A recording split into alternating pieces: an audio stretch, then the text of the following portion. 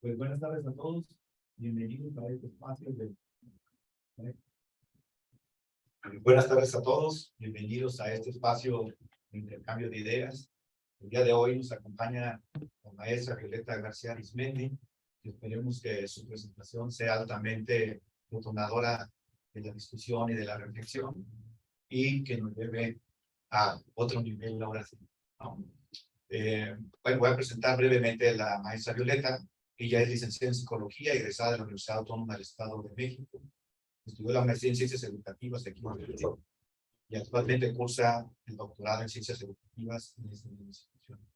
En el ámbito profesional se desempeñó como orientadora educativa en el nivel medio superior durante 10 años, se ve muy joven, y como asistente de investigador durante 2 años. Los temas centrales de sus estudios son las variables asociadas al rendimiento académico en el examen 2, los factores asociados a la enseñanza eficaz en la educación superior y la calidad de la educación superior en Baja California. También ha participado en varios estudios educativos, tales como las preferencias vocacionales y demandas de carreras profesionales de los estudiantes de educación media superior en Baja California, y los estudios de pertinencia social para la creación de programas de posgrado en diversas facultades de la propia UABC. Entonces, sin más preámbulos, la maestra tiene entre 25 y 30 minutos para realizar su exposición, y después pasaríamos a un espacio de preguntas, respuestas y comentarios de su parte. Bueno, y también en las redes sociales en caso que haya alguna persona comentando. Gracias, doctor Juan Carlos. Bueno, gracias a los que me acompañan el día de hoy, al doctor Juan Carlos por la presentación, y a mi hija que está aquí conmigo. Bueno, pues el tema que he traído desde que inicié en el doctorado son factores asociados a la enseñanza eficaz en docentes de la UABC. El cambio que se le dio, nos adaptamos a la pandemia y pues nos adaptamos a lo que estaba sucediendo en la pandemia, y bueno, ya lo verán ahorita, nuestras preguntas se encaminaron hacia la pandemia.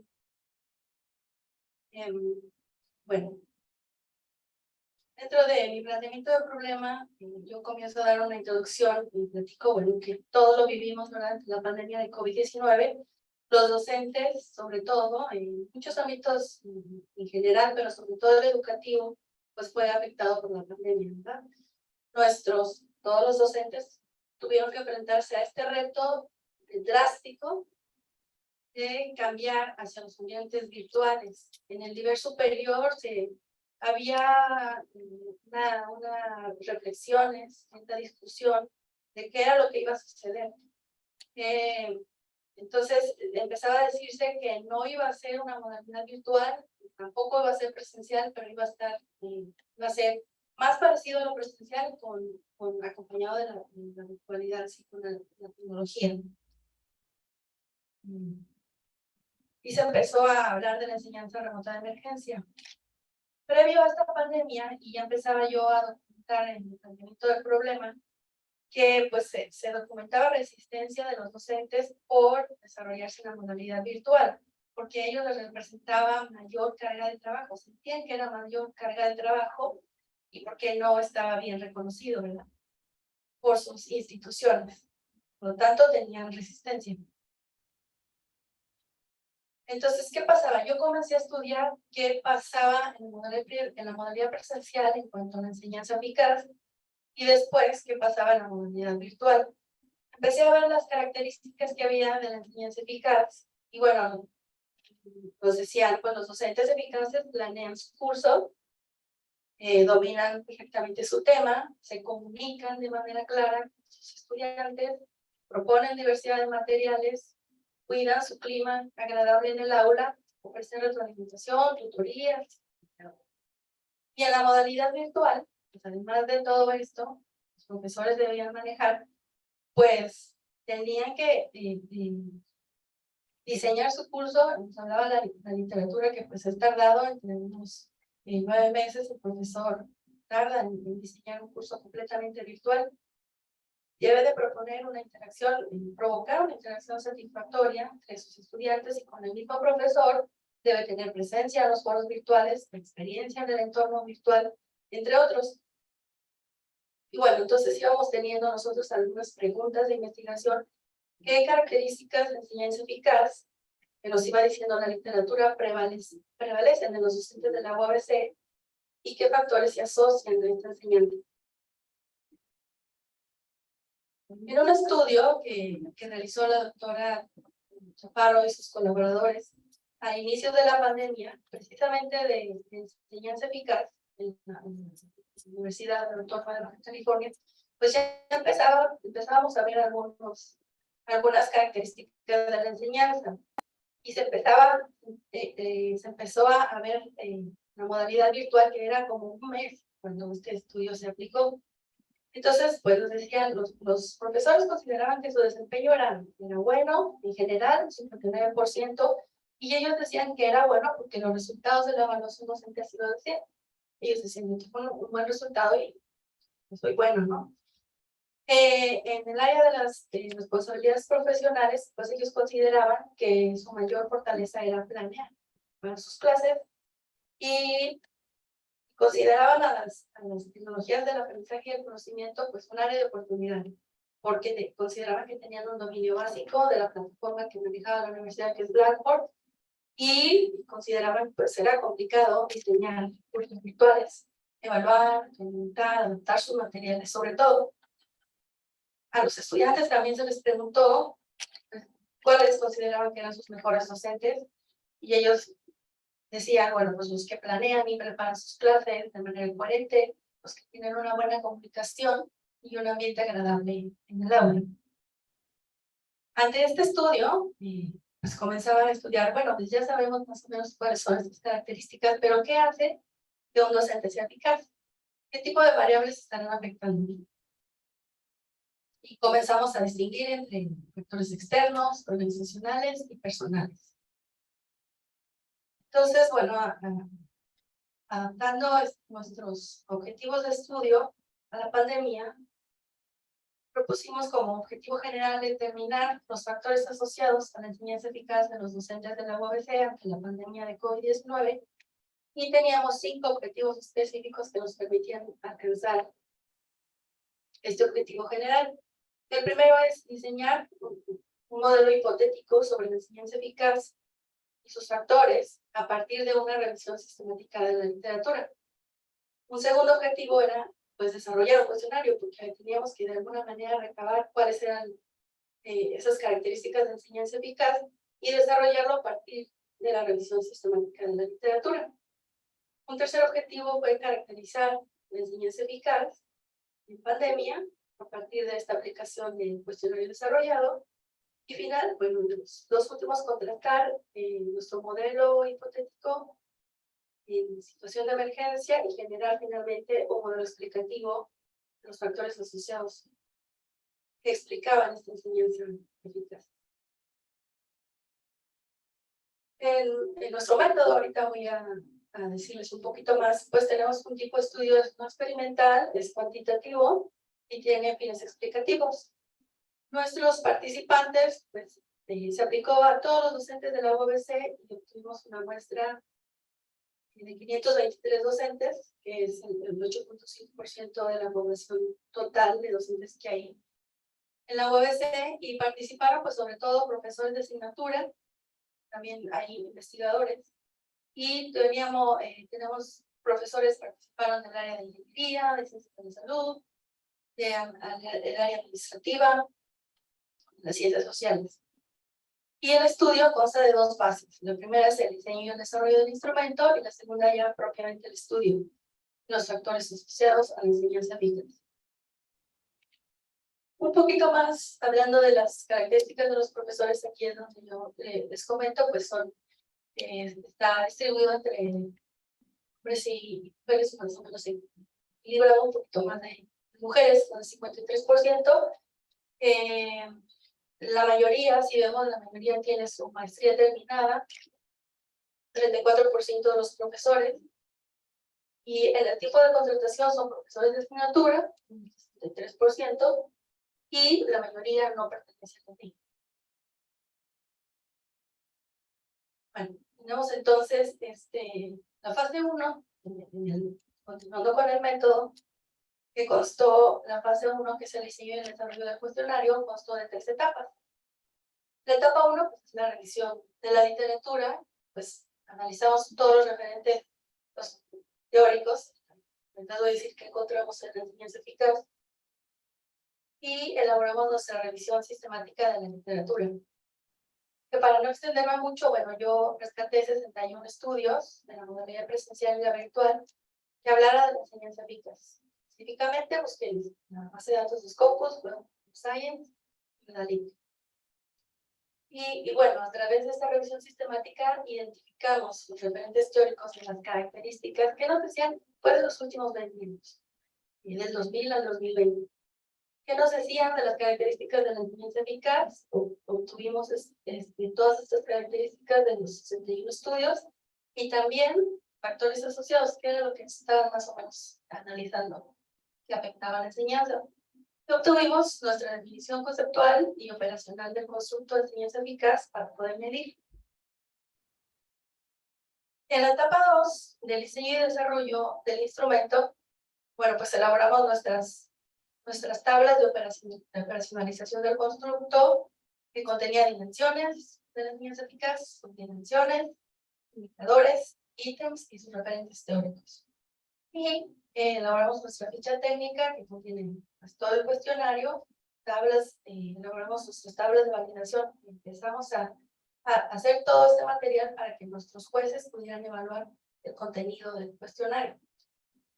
Y bueno, ya obteniendo todas las recomendaciones de los jueces, integramos nuestra versión preliminar del cuestionario. Y en la etapa 3 del diseño y desarrollo del cuestionario, pues obtuvimos nuestras evidencias de validez y de confiabilidad. Aquí obtuvimos evidencias de validez basadas en el contenido, mediante el juicio de expertos, y hicimos la adecuación de los ítems, integramos nuestra segunda versión, y aplicamos un pilotaje con 10 profesores, nada más que nos dijeran más o menos si era claro las instrucciones, entendía muy bien lo que estábamos pidiendo. Y posterior al pilotaje hicimos nuestra aplicación y obtuvimos nuestros análisis de confiabilidad y las evidencias basadas en la estructura interna del cuestionario. En la fase 2, que es el estudio de los factores asociados, pues tras aplicar el cuestionario a los docentes de la universidad, hicimos una depuración, integramos nuestra base de datos, hicimos nuestra depuración, verificamos que todas nuestras variables estén en perfectas condiciones y obtuvimos nuestros estadísticos descriptivos para después obtener una descripción de enseñanza eficaz primero. Y después hicimos un análisis correlacional y finalmente nuestro análisis causal, que ya es propiamente el estudio de los factores. Los resultados de la fase 1, brevemente, nada más decirles que encontré en la literatura, pues, realmente este tema era nuevo para mí, explorar lo que hacían los docentes, pues yo tenía que partir de que me decía qué era la enseñanza, cómo estaba la investigación de la enseñanza, qué es la enseñanza eficaz. Y bueno, me decía la literatura, la enseñanza, pues es parte inherente del docente, es un conjunto de prácticas que implican una causa y un efecto. Son prácticas que se pueden medir y dependen en gran medida del contexto, por lo tanto son factoriales. Y la investigación sobre la enseñanza, pues realmente de bastantes años de estudio ha evolucionado a partir de distintas líneas de investigación que han estudiado distintos procesos involucrados con la enseñanza. Se han estudiado los sistemas educativos, los programas, qué pasa con los estudiantes, con las instituciones, y dentro de la institución pues se estudia qué hace el profesor. Y la enseñanza eficaz pues es precisamente una de estas líneas de investigación, pero no tiene una teoría que integre todos los hallazgos. Yo vi pues que se ha estudiado desde 1960, desde bastante tiempo, y entonces encontramos modelos, marcos teóricos, estudios, listados de lo que es una enseñanza eficaz, pero no hay una teoría, una sola teoría que me diga, que integre todo esto.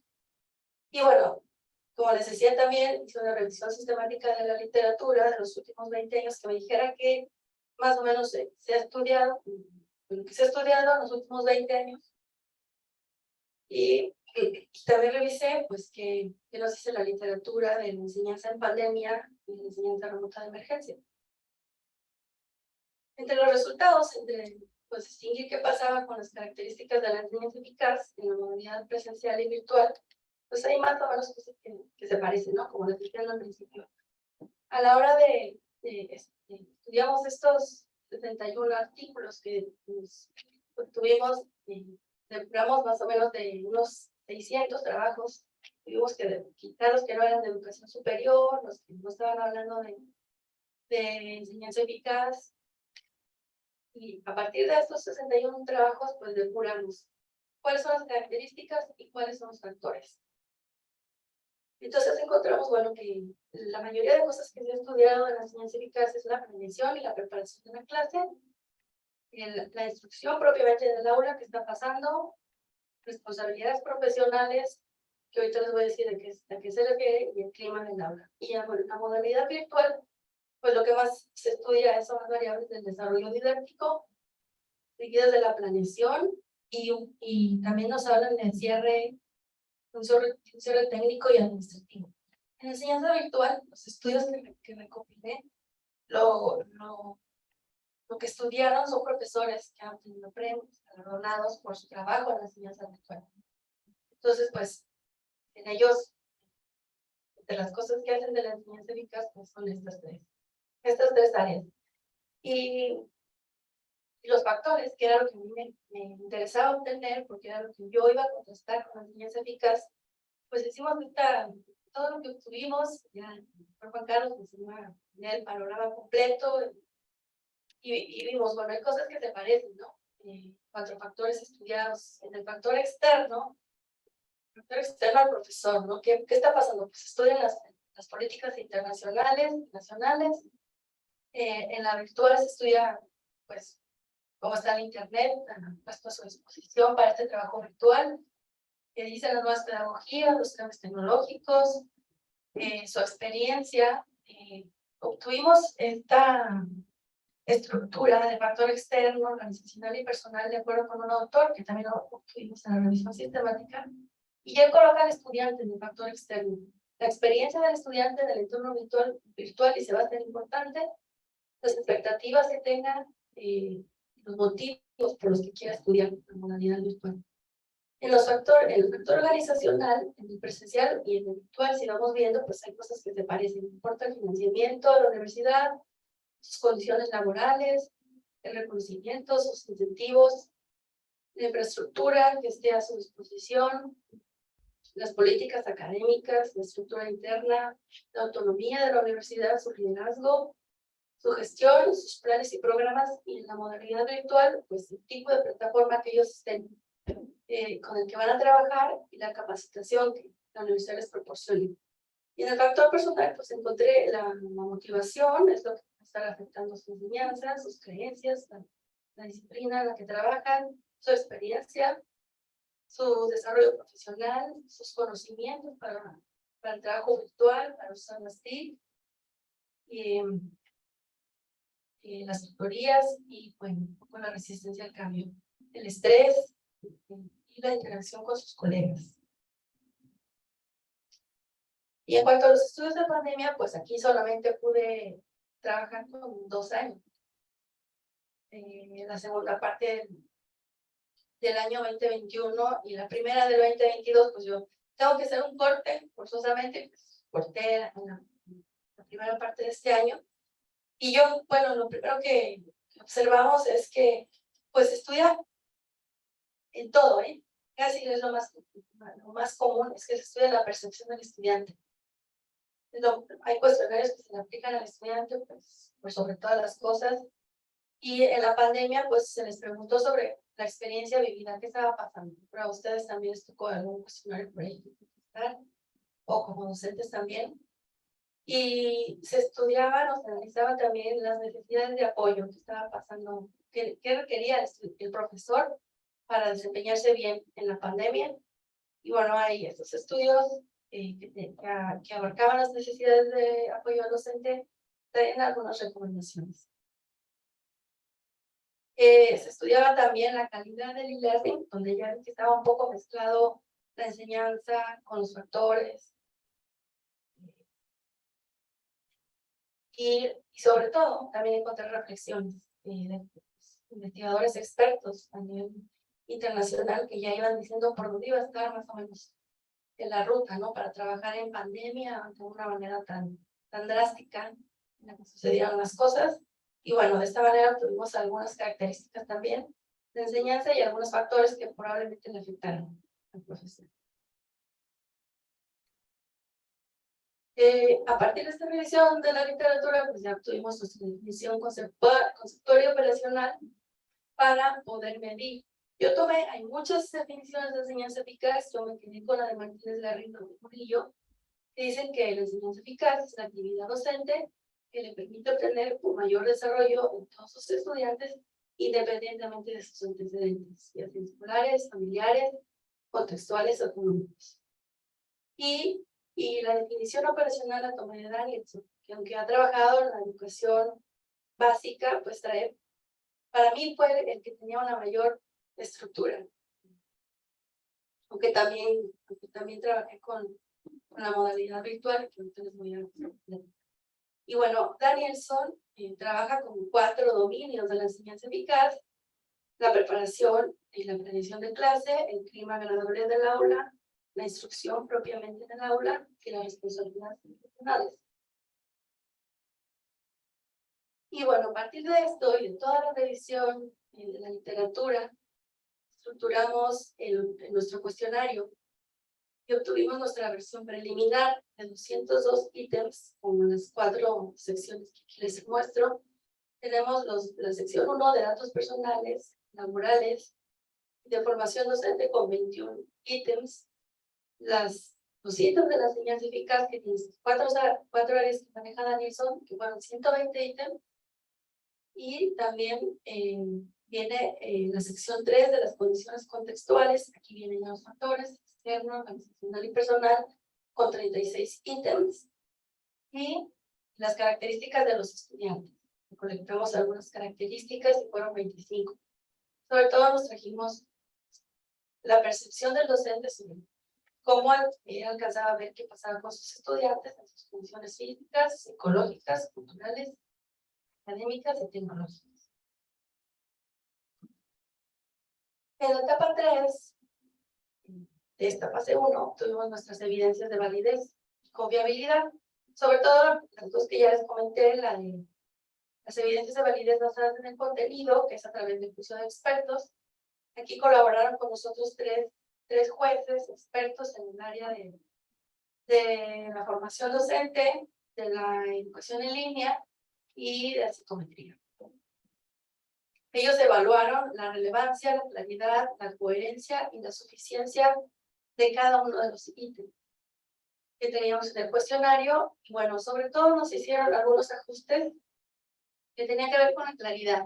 Si yo estaba abarcando dos cosas en un ítem, o si tenía que quitar algunos para que fuera más claro para el docente.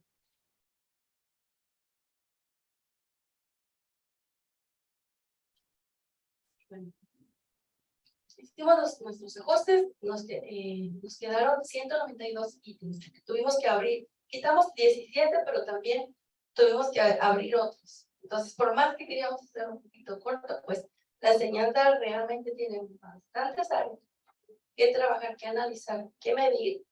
Y bueno, pues quedaron en 192 ítems con 4 secciones. También, a partir de que lo aplicamos, obtuvimos nuestras evidencias de validez basadas en la estructura interna que prácticamente nos dicen qué tanto coincide la teoría con nuestros datos. Y realmente eso coincide, ¿no? Y aplicamos el análisis factorial exploratorio, que verdaderamente a mí me encantó. Me encantó porque pues, tienes como esperando a ver qué pasa, ¿no? Haces tu mejor trabajo, sigues todas las recomendaciones, pero a la hora de aplicar el análisis factorial, pues es el examen. Y te dice, sí, realmente. Entonces, sí, a mí me encantó. Y también obtuvimos nuestra confiabilidad, tuvimos puntajes altos, arriba de 0.80 en todas las secciones, perdón, 2 y 3 del cuestionario. Y bueno, finalmente nos fuimos a obtener nuestros datos. Primero, aparte de aplicamos, de poner una base de datos, como les dije, los estadísticos descriptivos, nuestra muestra.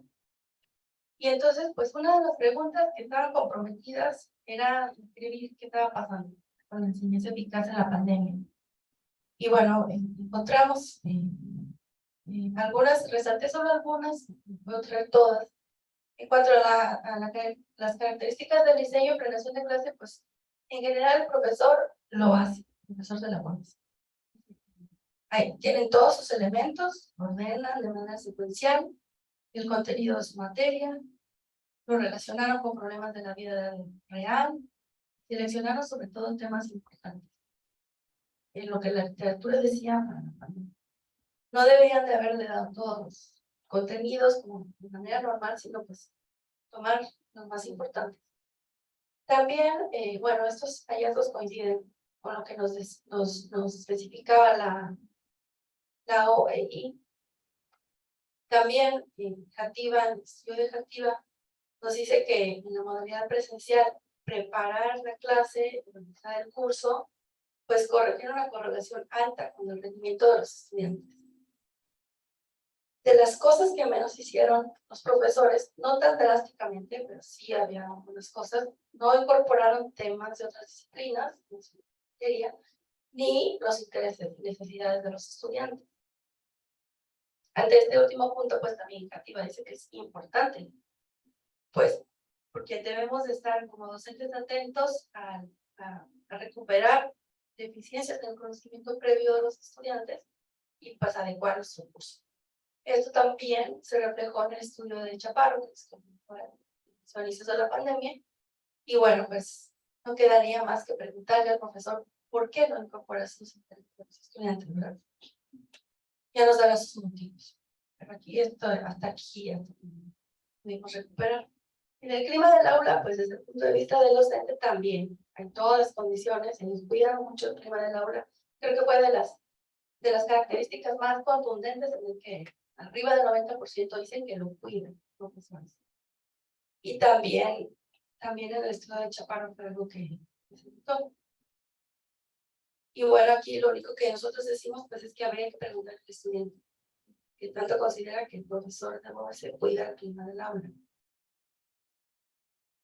En la instrucción en el aula, lo que más hicieron los profesores fue involucrar a los estudiantes con el aprendizaje, fomentar su interés, fomentar el aprendizaje autónomo y colaborativo, que es importante en la pandemia, y mantuvieron una comunicación clara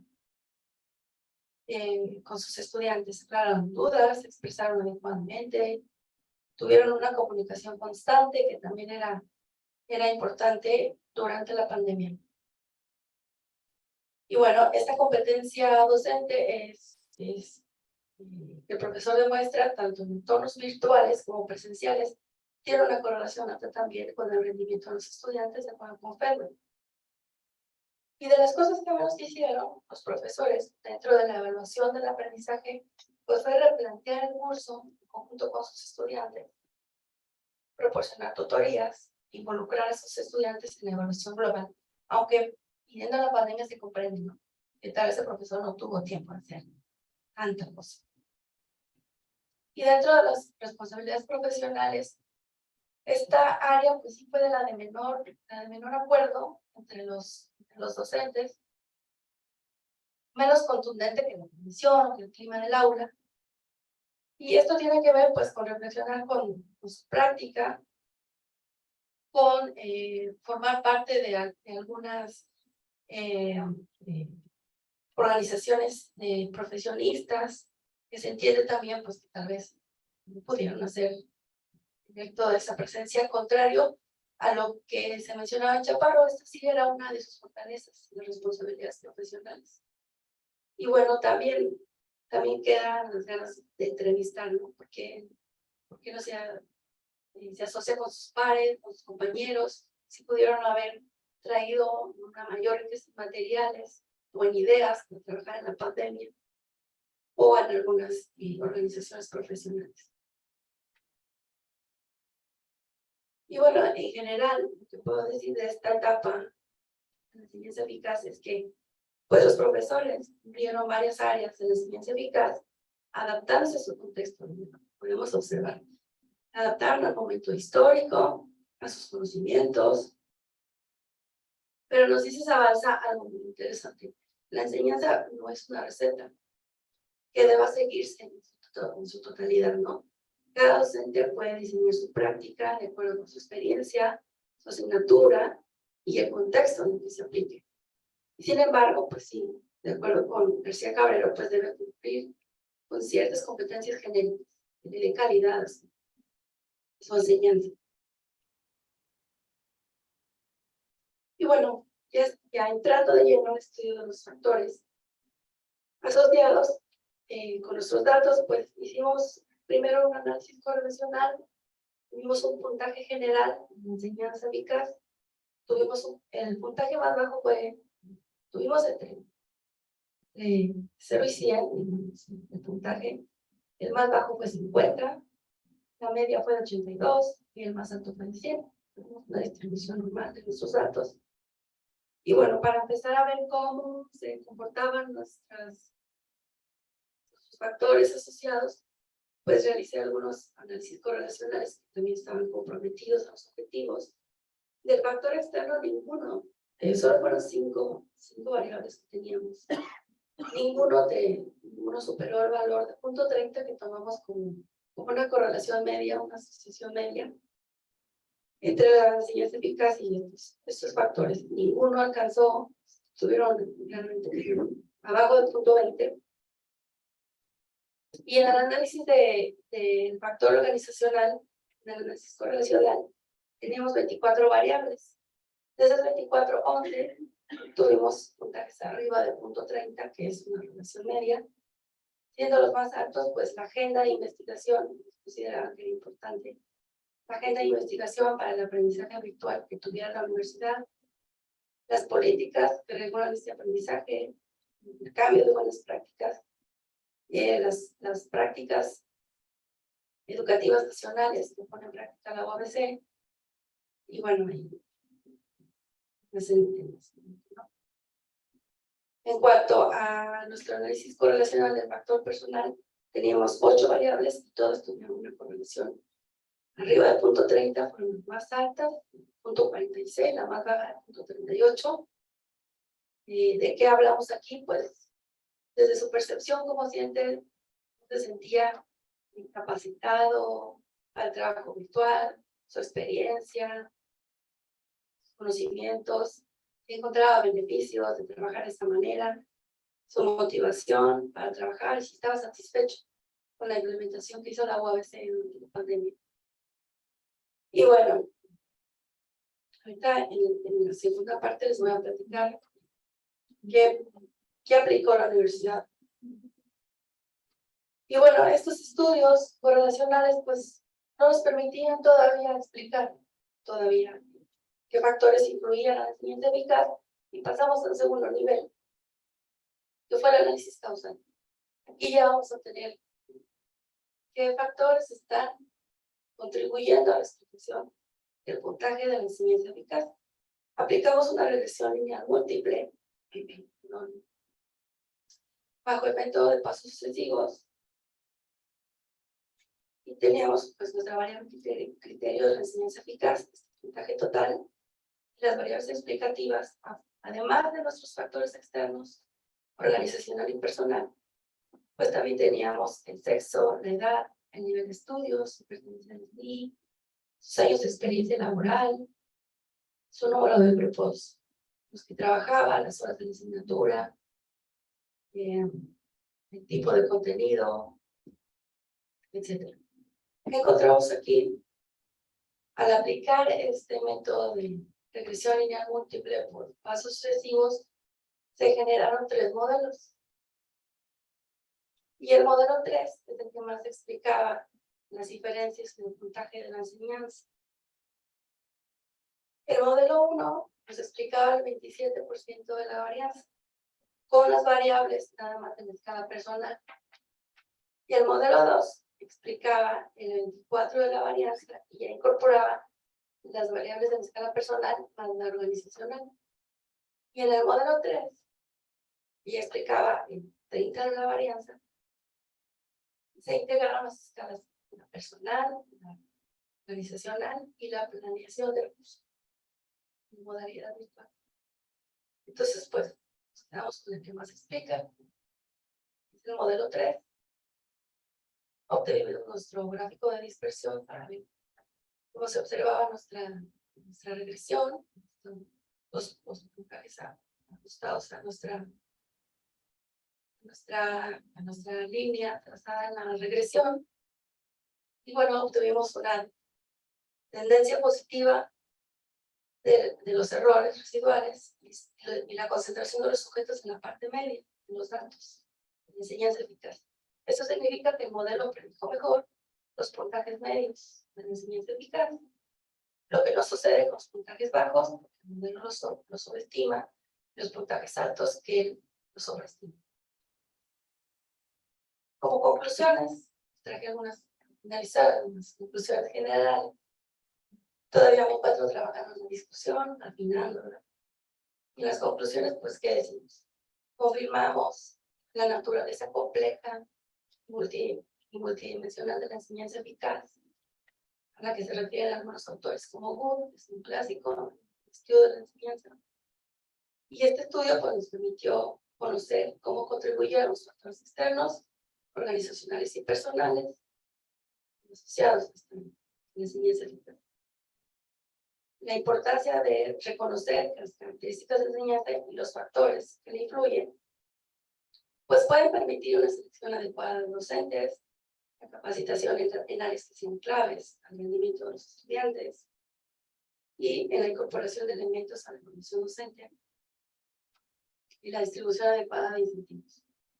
También se observó pues, que en la educación superior, contrario a lo que llegamos a ver por encima de la enseñanza básica, pues que aquí sí ocurrió una enseñanza formal. Los profesores sí tuvieron sus clases con los estudiantes, los atendieron directamente, no estuvimos con televisión, con radio, no les mandamos la televisión, los papás a ellos para que aprendieran, ¿no? Fue una enseñanza formal. Y bueno, esta enseñanza se caracterizó por las áreas más estudiadas, la enseñanza eficaz, como ya lo vimos. Y bueno, de acuerdo con algunos autores que rescatamos de la enseñanza en pandemia, pues posterior a la pandemia sería conveniente continuar por una enseñanza que promueva un sistema híbrido, donde se trabaje con las fortalezas de ambas modalidades y evitar debilidades como el aislamiento de los estudiantes, asimilación de conocimientos nuevos en situaciones emergentes y problemas surgidos en la evaluación. Que ya aquí no me puedo explayar en lo que decían los estudios de la evaluación, pero hubo mucha corrupción en la evaluación, se mencionan en distintos estudios que surgieron, ¿no? Pues no fue el caso, ni tampoco fuimos tan a la profundidad a preguntarle al profesor, pero pues no fue el caso acá en la universidad, pero dijeron, mantener este sistema híbrido puede ayudar a que seguramente esto vuelva a suceder debido a los problemas que hay, sobre todo pues con el medio ambiente, que en algún terremoto, alguna otra pandemia, pues no dejar de trabajar con la virtualidad, seguir trabajando con una plataforma para que los estudiantes no dejen de tener experiencias ni los profesores dejen de incorporar materiales nuevos, que fue sobre todo algunas de las cosas que ellos tuvieron que hacer, generar sus materiales, porque no todo lo tenían de manera digital. Entonces es importante no dejarlo, trabajar de manera híbrida, bueno, para estar listos, volver a suceder. Y por mi parte, pues, todo el día de hoy, pregunta.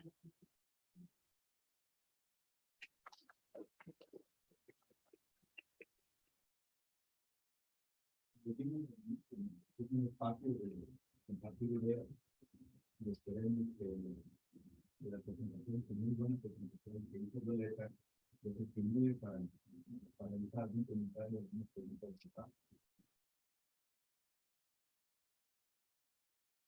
Muy bien. Bueno, le voy a preguntar a... bueno, la compañera. Pero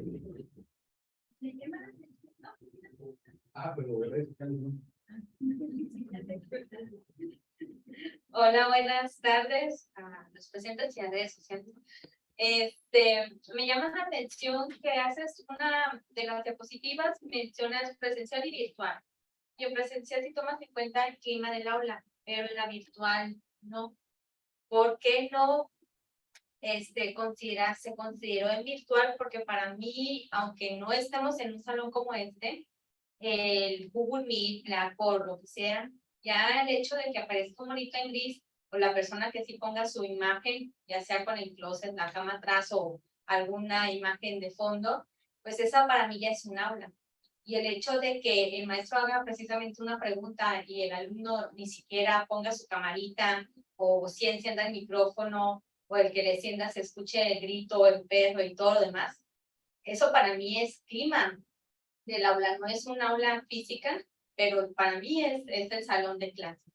Entonces, me llama la atención porque no se considera en la cuestión virtual, porque te digo, esa plataforma de Google Meet de Blackboard, esa para mí es el aula. Y todos esos elementos que te comento, desde que la persona, el alumno, ponga o no su imagen, abra o cierre el micrófono, participe o no en el chat, para mí eso ya lo considero como clima del aula virtual. Entonces, esa es mi percepción. No sé tú y los investigadores qué percepción tengan. Tu pregunta.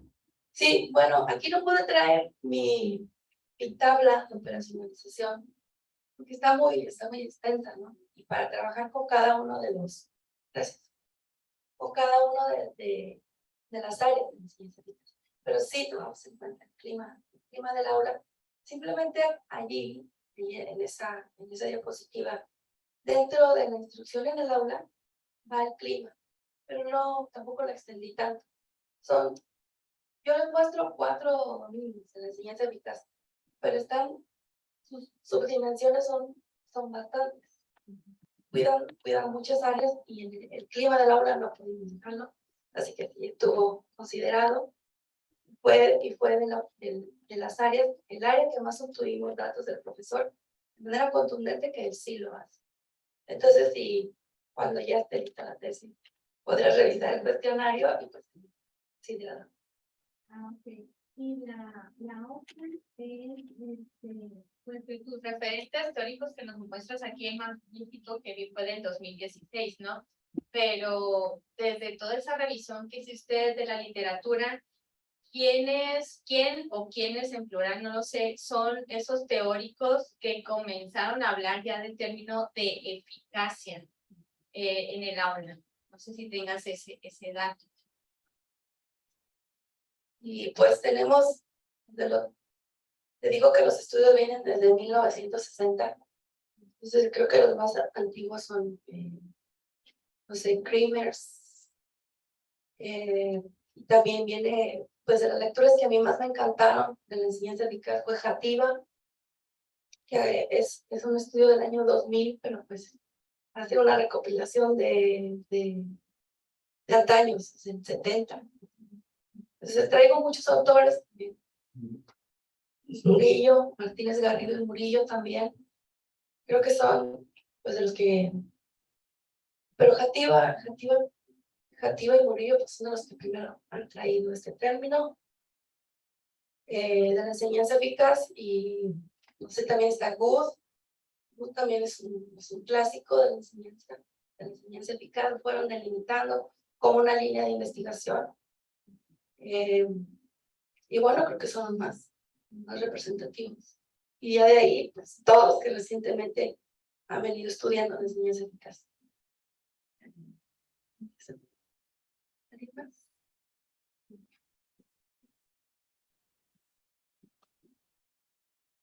Bueno, pues buenas tardes. Nada más como comentario, comentario y una pregunta. Felicidades. Sé que todo lo que nos presentaste, hay partes que no entendemos muy bien, pero que te llevaste muchísimo tiempo trabajando y lo dijiste fácil, pero lo entendimos mejor pero igual es más complicado de lo que se escucha. Muchas felicidades.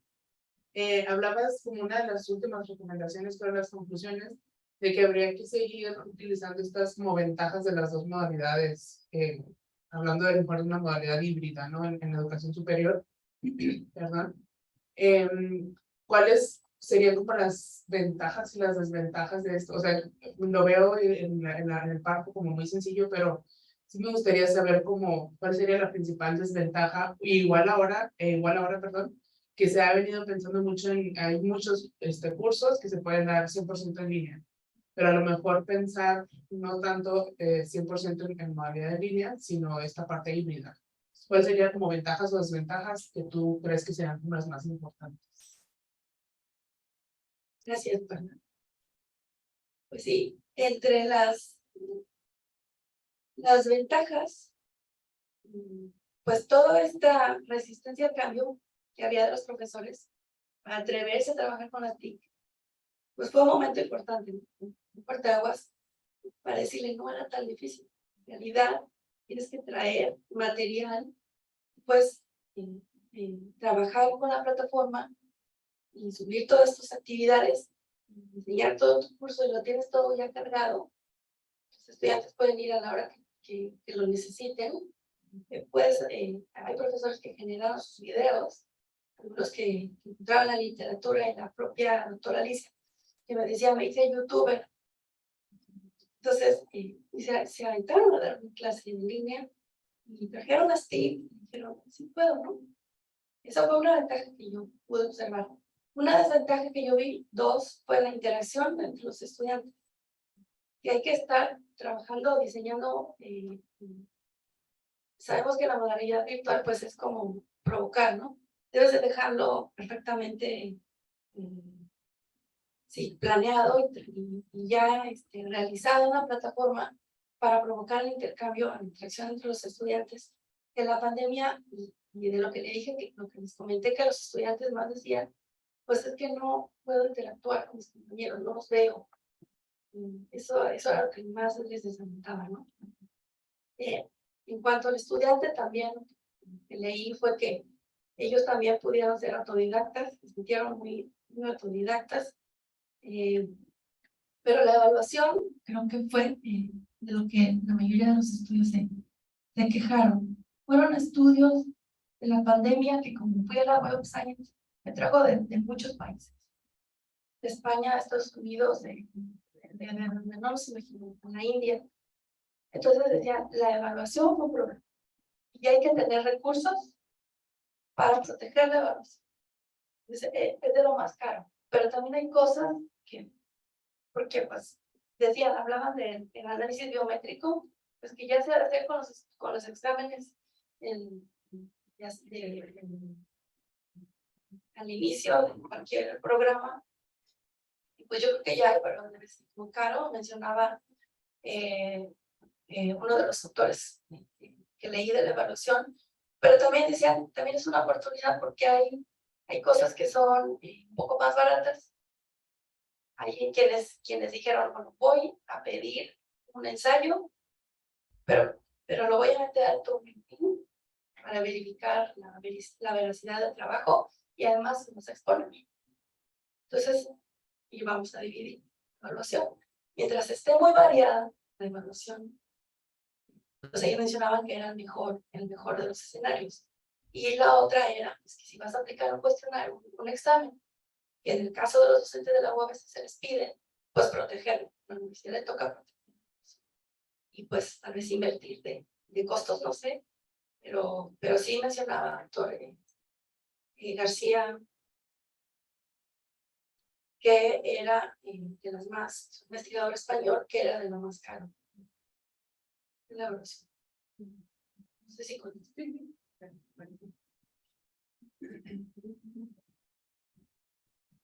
Es una pregunta que tiene más que ver con lo que expusiste sobre lo metodológico.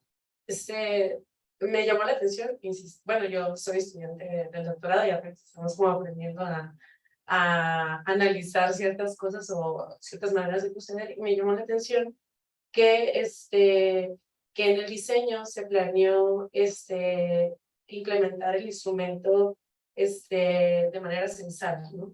O sea, y que la respuesta que tuvieron por parte de los maestros fue del 8.5%. A pesar de ser censal, pues no sé si este porcentaje de respuesta fue lo que esperaban, fue suficiente, excedió, fue poco, fue mucho. Y solo para recordar, porque no sé si lo mencionaste seguramente, sí, pero no lo recuerdo si ese instrumento se implementó durante la pandemia y si ese fue un factor que tuvo que ver con esta respuesta. Sea poca o mucha o cómo lo percibieron ustedes. Pues sí, pues fíjate que esto era algo nuevo, porque normalmente pues que se hacen los presenciales, tu muestreo y vas y lo aplicas y lo agarras y lo contesta, ¿no? Los estudiantes. Pero esta era una nueva forma que no teníamos más que hacerlo pensar. También son de las cosas que se aprendieron. Y pues sí esperábamos unos 500 profesores. Al principio, cuando vamos soñando y qué queremos hacer, decíamos que 300 estaba bien, para poder hacer un estudio de factores asociados. Y después tuvimos la expectativa, ya estaban 500, y realmente nos contestaron 1100 profesores, pero tomamos solo las respuestas completas. Y fue una muestra, tomamos como una muestra censal representativa de los profesores de las clases, que son los que están directo en la enseñanza, no hacen investigación. Son profesores que están dando clase y pues participaron afortunadamente de varias áreas, como les dije, de ingeniería, de ciencias de la salud, que no esperé realmente que participaran profesores de esta área, del área de administrativas y de ciencias sociales. Y pues sí consideramos que era una muestra suficiente y representativa. A mí me hubiera gustado hacer un modelo de ecuaciones estructurales, porque nos dice verdaderamente si hay unas variables que son mediadoras, que le pega la motivación, y hay una combinación de variables, pero sí necesitaba mínimo unos 1000. Entonces me decía a mi asesor de tesis, vamos a tener que hacer otro que también explique la muestra, no sé. Pero yo quedé muy contenta, la verdad, conforme iba subiendo los números, ya rebasar el 500 fue muy bueno.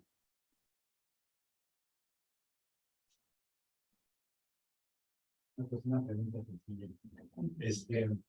Para aprovechar tu experiencia de elaborar una tesis, ¿no? Y no morir por no desfallecer en el intento, me gustaría que nos platicaras precisamente este tipo de cosas que son los inconvenientes para poder realizar una investigación, ¿no? Por ejemplo, la dificultad para conseguir jueces, que en esos tiempos cuando aplicamos la encuesta, pues estaban todos los profesores bombardeados con un montón de encuestas por todos lados, ¿no? Entonces teníamos muchas dificultades y aparte la estructura de la propia universidad, ¿no? Que tampoco no estaba preparada y que también uno no sabía con quién dirigirse para que fuera un correo institucional, ¿no? Entonces, entre los ejemplos. Entonces, pero me gustaría que en tu persona, ¿cuáles serían aquellos elementos que te causaron mayor dificultad para llevar a buen puerto tu tesis, ¿no? Al terminar tu tesis, ¿no? Que sirviera para nosotros como de aprendizajes como estudiantes y que nos motiváramos a terminar nuestro proyecto de tesis, ¿no? Porque ya sabemos también por lo que pasaste. Les comento que Violeta era una de la doctora Alicia Chaparro, ¿no? Que en paz descanse. Nada más Violeta y yo tenemos un año prácticamente trabajando, ¿no? Comenzamos en septiembre del año pasado y bueno, muchas cosas que pasó Violeta, entonces es un gran logro que ya termine en estos tiempos, pero sí me gustaría aprovechar tu experiencia y también nos platicaras qué cosas cambiarías, haciendo una retrospección en el tiempo, qué cosas cambiarías de tu proyecto de investigación para mejorarla. Gracias. Bueno, digamos que los los inconvenientes que tuvimos que superar. Una es que no había yo realizado un cuestionario. A mí me interesaba aprender a hacerlo, pero sabía que se venía un buen trabajo. Y bueno, la revisión de la literatura nos ayudó mucho para estar bien seguros en lo que nos decía la literatura, qué íbamos a preguntar. No teníamos duda que íbamos a preguntar un poco la clasificación, porque si bien yo pude haberme traído a otros autores en educación superior en lugar de a Danielson, pues la doctora Alicia tenía mucha fe en trabajar con la estructura de Danielson. Entonces yo me quedé con esa herencia, ¿no? Entonces trabajé con esta división de planeación, clima. Después tuve que incorporar, dio un cambio desde ella dijo, vamos a dar respuesta a esto. ¿A qué pasó en la pandemia? No, lo podríamos dejar en presencial y esperar a que la pandemia pase a ver no sé cuándo. Lo mejor lo vamos a hacer, vamos a dar respuesta a la pandemia. Y bueno, ese fue un cambio total porque yo nada más había analizado las características. Yo traía la revisión sistemática, pero nada más revisé la presencial.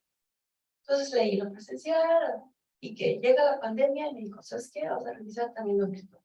Entonces revisamos todas las características de lo virtual y sus factores y nos acabamos la revisión sistemática y después dijo, ¿sabes qué? Pues no abarcamos la pandemia. Entonces ahora vamos a extraer los estudios de la pandemia. Y bueno, incorporar, yo la cabeza la tenía como partida de mí. Era un rompecabezas porque decía, ¿y ahora cómo? ¿Qué vamos a decir? ¿Qué vamos a incorporar? Pero bueno, ya la experiencia del doctor Juan Carlos, retomando el trabajo con él, quise trabajar con él porque él sabe diseñar instrumentos, desarrollar, aparte que es un gran motivador. Desde mi punto de vista, yo necesitaba a alguien que me motivara, que no me apapachara tanto y que me pusiera a trabajar. Entonces, pues para superar la pérdida de mi asesora inicial y pues continuar el trabajo. Un problema que ya tuvimos a partir de este año, que ya teníamos el cuestionario diseñado, pues fue traer a los jueces. Teníamos 6 jueces pensados, pero están realmente muy ocupados. Entonces yo les diría, si van a aplicar el cuestionario, pues que tuvieran experiencia, pero que no estuvieran tan ocupados, ni que fueran tan internacionales, porque realmente tienen mucho trabajo. Entonces, nos quedamos con 3, pero tienen que tener un tiempo suficiente. Nuestro cuestionario estuvo extenso. Y de cada ítem tenían que revisar 4 cosas. Entonces fue extenso, tuvimos que dar tiempo, tuvimos que estar esperando. Y bueno, fueron realmente muy amables estos 3 investigadores que nos ayudaron, pero sí tomó bastante tiempo.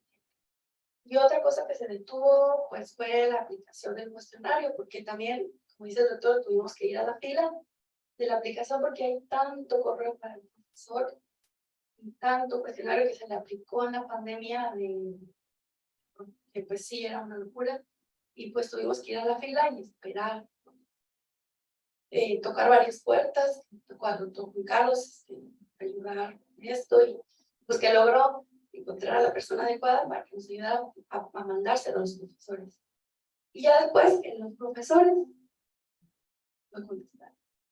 Sí, lograr esos 500 que me preguntaba mi compañera, pues realmente fueron chinguitos cada semana para que subiera y se interesaban, porque muchos se quedaron, por ejemplo, muchos contestaron la enseñanza, y no me decían nada de los factores. De las últimas preguntas ya no llegaron. Y pues tampoco estábamos a nuestra disposición de los cuestionarios para decir a los profesores, por favor, ¿puedes regresar? Por favor, lo aplicamos por Line Survey. Entonces, aunque yo veía el correo, pues yo no puedo ir a decirle, por favor, complete. Habría que esperar. Entonces, pues creo que fueron de los mayores 5.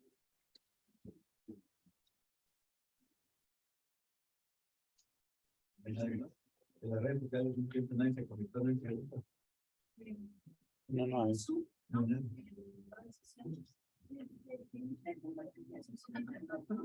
De acuerdo de los funcionarios que le pones una clausulita y no te deja avanzar si no tienes lo del asterisco, todo el resuelto del asterisco. Entonces, en este caso, no se les ocurrió haber puesto algo así de que no te permitiera avanzar para que forzaras a...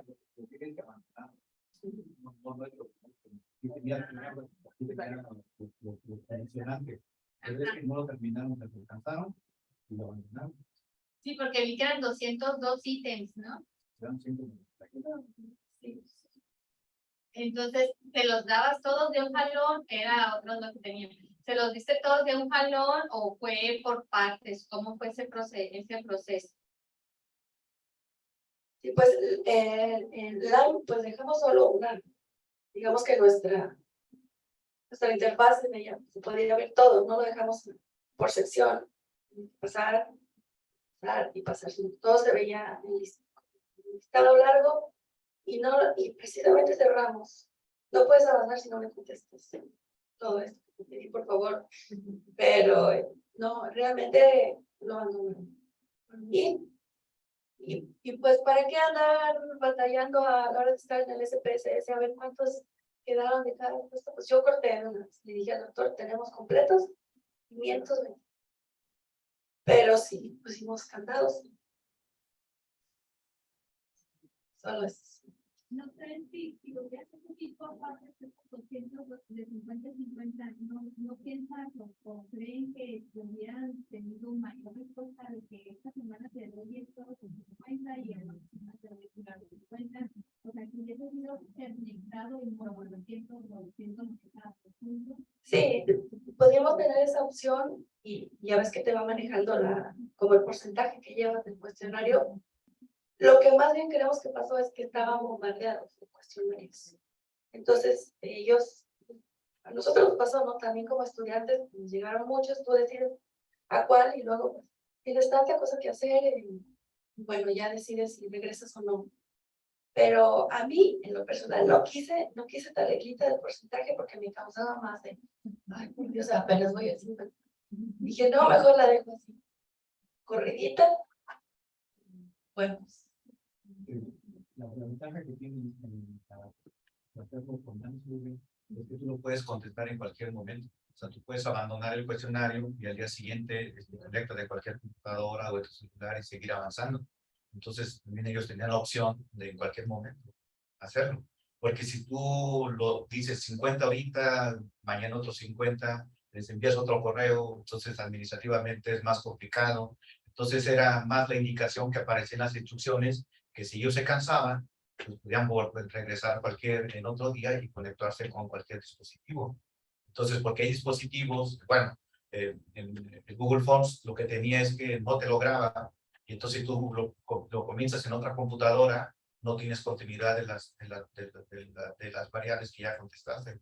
Entonces es muy importante que uno también revise el software para ver cuáles son las bondades, las ventajas y las desventajas que está ofreciendo. Entonces, y sobre todo, acuérdense que hay que pensar mucho en la estandarización de la aplicación. O sea, todos tienen que ser las actividades en los mismos tiempos. Es nuestro laboratorio. Entonces, para todos tienen que seguir los mismos procedimientos. Respecto a la pregunta de la compañera, pues ustedes me imagino que en el doctorado están aprendiendo métodos cuantitativos. Entonces, como nosotros saben, los que nos dedicamos a esto, pues nosotros planteamos la muestra a priori. Entonces, lo que está dando ella es a posteriori. Entonces, para muchos dirían, pues no es una muestra probabilística, porque es a posteriori. Pero afortunadamente también el desarrollo ya ahorita de la estadística te permite que a posteriori analizar si el tamaño de muestra puede ser o no representativo del universo. Por ejemplo, faltaría a lo mejor hacer ese ejercicio en términos de, por ejemplo, por área del conocimiento o por unidad académica para ver cuántos docentes están representados respecto del universo. ¿Ok? Entonces, por ejemplo, las interpretaciones de ellas, si se fijan en las características, pues que eran mayormente muy pocos SNI también. ¿Sí? Entonces, habrá que ver esas respuestas y a quién obedecen, qué características tienen los sujetos que están dando estas respuestas que que está presentando Violeta el día de hoy. ¿Hay alguna otra pregunta? ¿No? Pues bueno, lo que nos resta es darte las gracias, Violeta, muy interesante. Y bueno, espero que en el futuro sigas con... ¿Sabe por qué Violeta hizo tantas preguntas?